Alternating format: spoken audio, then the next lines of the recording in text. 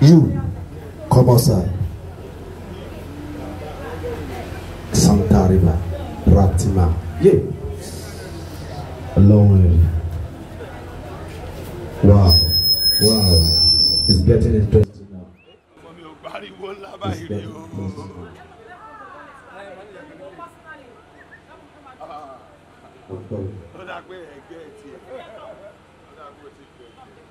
Hello, you.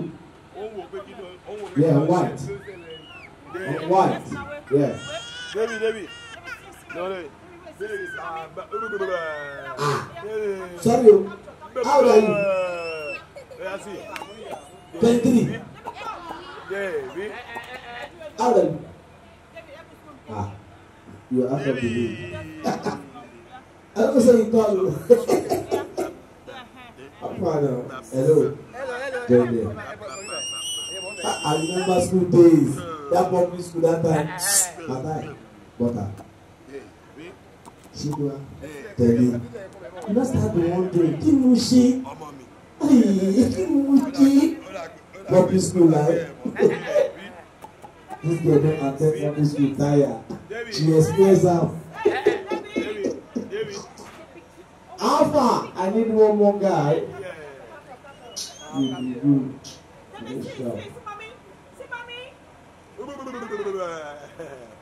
Sorry, I know say you are out of the game every time. Hello.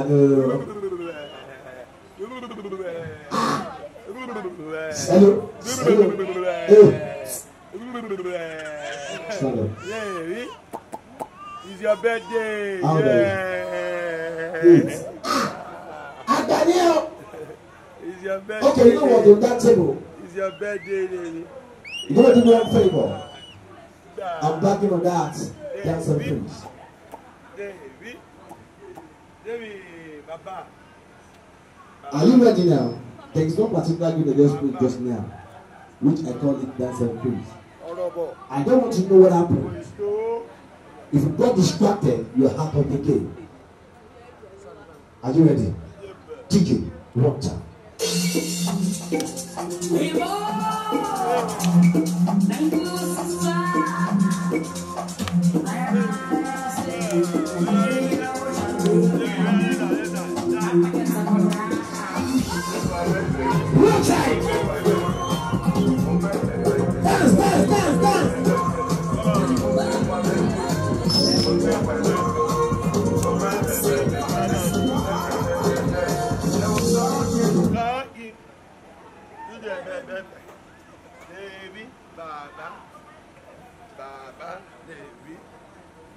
You know, in the world front,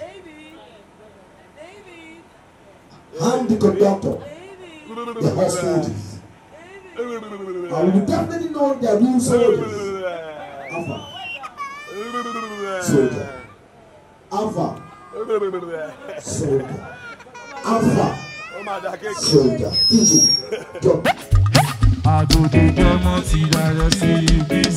Oya ẹ̀rí ò bá mọ jójó kò táwọn ẹ̀rí tí ò mọ́jó kò rí lọ́wọ́. Thanks for watching this video.